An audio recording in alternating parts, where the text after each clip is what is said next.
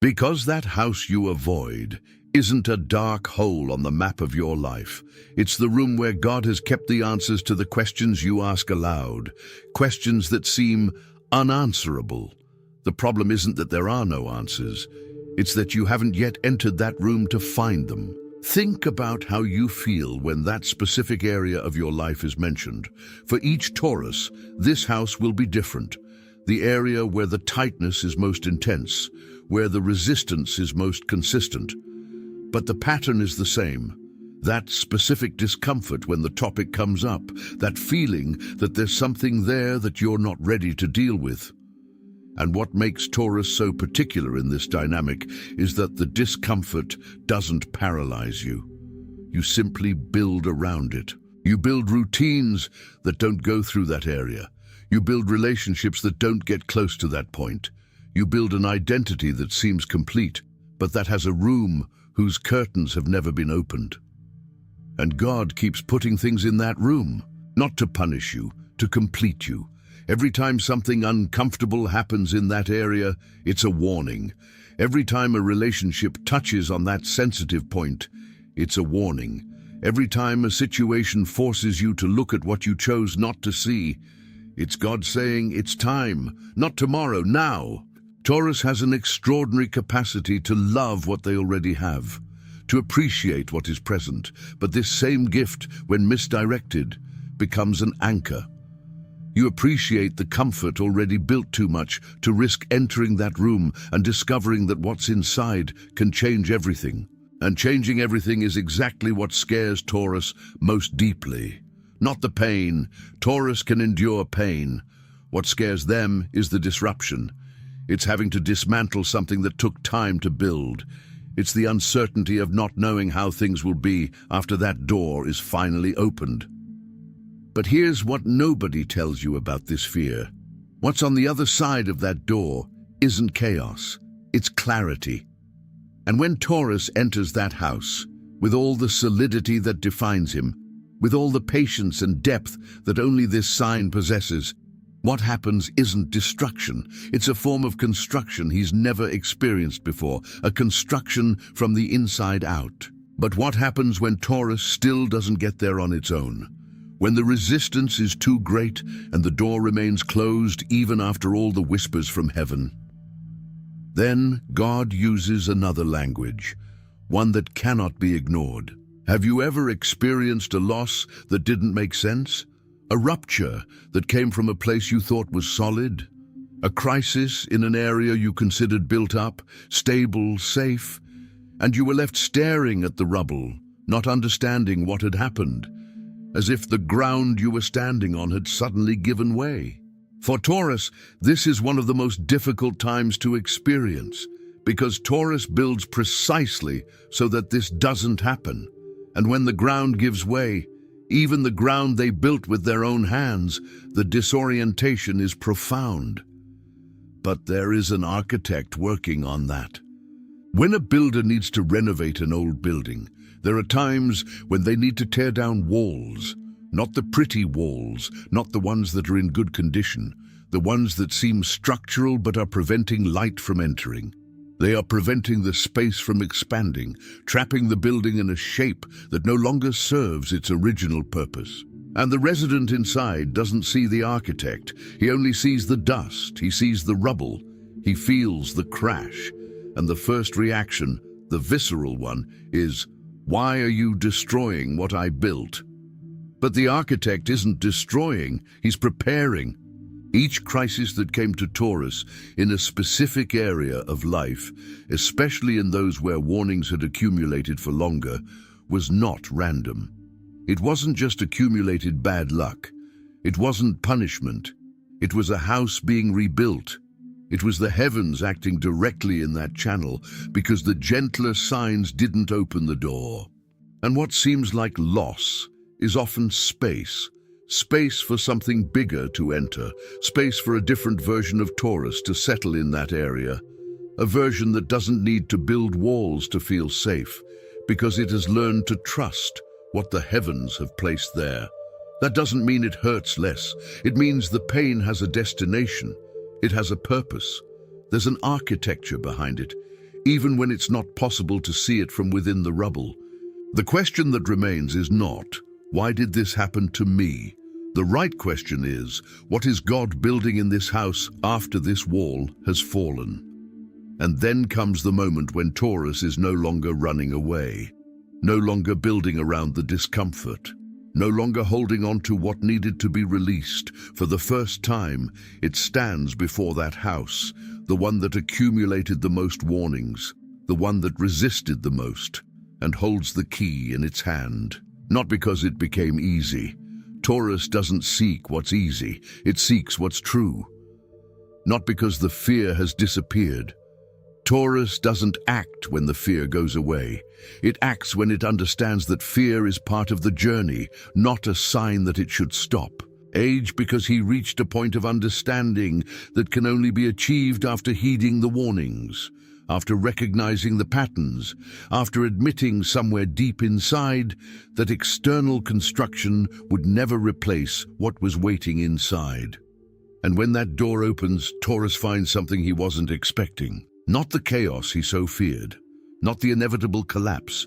He finds a version of himself that was already there, like a house that waited while the inhabitants stayed outside building fences. A more whole version, less burdensome, one that doesn't need to control everything to feel safe, because he discovered that there's something bigger that's also building, and that something has a plan.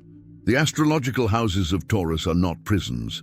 They are letters, written with the letter of life, with the ink of events, with the paper of experiences that arrive in that specific space of existence.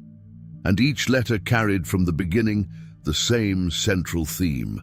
You are capable of more than you have built. You are capable of receiving what you never dared to ask for.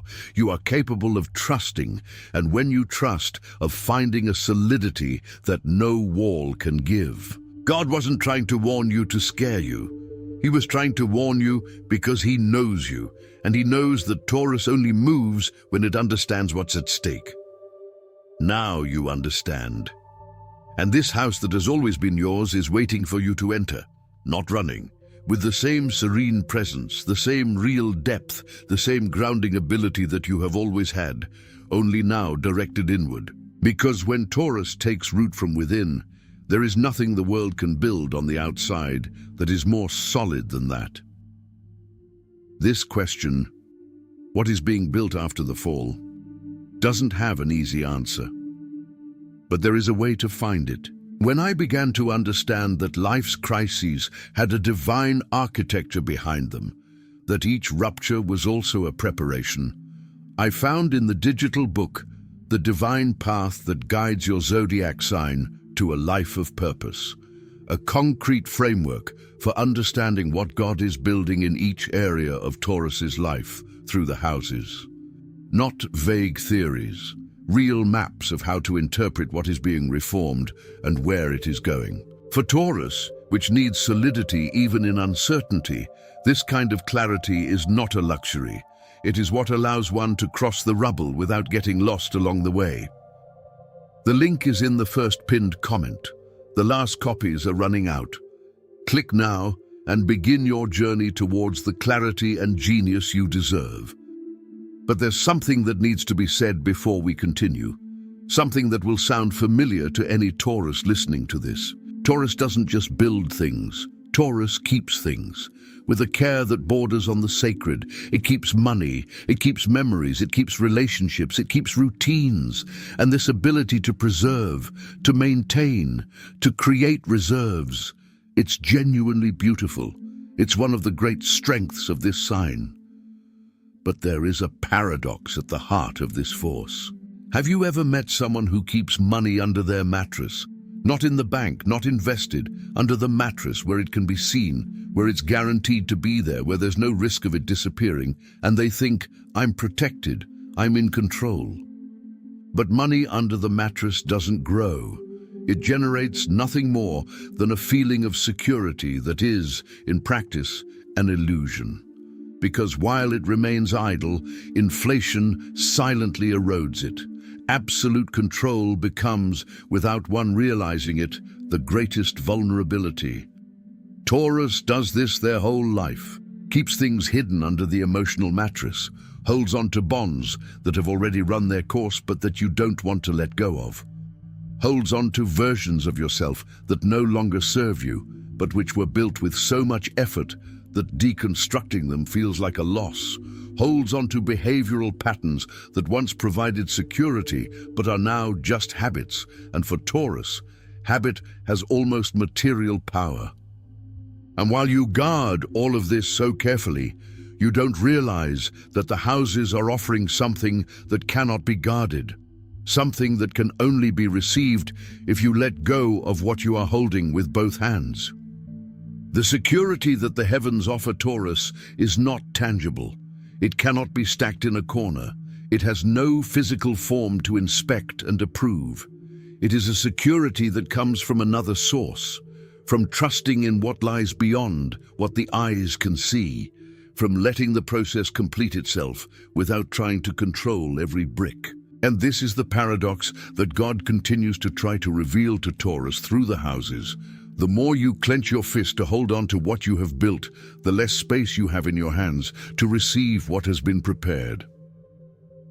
True security, the kind that doesn't waver when the wind changes, doesn't come from accumulating. It comes from trusting. And trusting is precisely what goes against Taurus's deepest instinct. But it's the only door that leads to what he seeks most. This paradox, holding too much as a way to lose, trusting as a gateway to what you seek most, is exactly the kind of pattern that the book, The Divine Path, that guides your zodiac sign to a life of purpose, explores specifically for Taurus. Not as a distant philosophy, but as a precise diagnosis of the mechanism that prevents Taurus from receiving what the houses have in store for it. Because understanding the paradox is only the first step, the book goes further and shows how Taurus can, in practice, develop the ability to trust without losing the solidity that defines it. Inner security as a foundation, not as armor. The link is in the first pinned comment. The last copies are running out. Click now and begin your journey towards the clarity and genius you deserve. But what makes Taurus so guarded? What fuels this deep resistance to trusting, to letting go, to allowing the process to be what it is without trying to control it? The answer is hidden in the most unlikely place, in what Taurus avoids the most, not in what hurts, in what scares. The specific fear of Taurus is not the pain itself, it's the vulnerability that comes before the pain. It's the moment when you still don't know what's going to happen and you can't control it.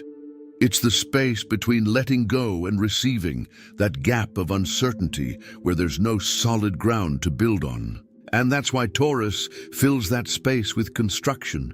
It fills it with plans, with structure, with routine, with control. Not because it's anxious, but because it learned at some point that vulnerability hurts. And that construction protects. But here's what the houses are trying to say through each pattern of resistance, what you've avoided the most, what scares you most viscerally. That's exactly where the next level lies, not the next level of material achievement, the next level of who you are. There's an image that sticks in your head when you think about it, a seed in the soil. Have you ever stopped to think about how a seed experiences the germination process? It's in total darkness. Buried. No light, no space, pressed down from all sides by the weight of the earth. From the seed's perspective, there's nothing to indicate that something good is to come. Only pressure, only darkness. And it is precisely in this condition that it transforms. Not despite the darkness, because of it. The pressure activates the force that was dormant. The absence of light guides the root downward and the sprout upward. Darkness is not the enemy of growth. It is the environment where it begins. Taurus is an extraordinary seed. It has within it a capacity for rooting that few signs possess. A real depth, which is neither performance nor illusion. But this capacity only transforms into a tree when Taurus stops resisting the soil. When it accepts that the dark phase is not the end, it is the beginning. And when does he stop resisting? When does he leave the open space that the seed needs to germinate? Something starts to move, something that had been standing still for a while, so much so that he sometimes can't even calculate it. As if a part of you that was waiting knew exactly what to do as soon as the space was given. This is the moment when God stops needing to warn us, because Taurus finally opens the door. This image of the seed in the darkness, of growth happening precisely where Taurus resists the most, is the essence of what the astrological houses hold for it. And the book, The Divine Path that guides your zodiac sign to a life of purpose, is, in practice, a guide on how Taurus can identify where its particular darkness lies, which house, which pattern, which specific resistance, and how to overcome it, not with brute force, but with the wisdom of someone who understands that letting go is not losing. It is the first movement of the route towards what has been waiting for it from the beginning. The link is in the first pinned comment. The last copies are running out. Click now and begin your journey towards the clarity and genius you deserve. Completed.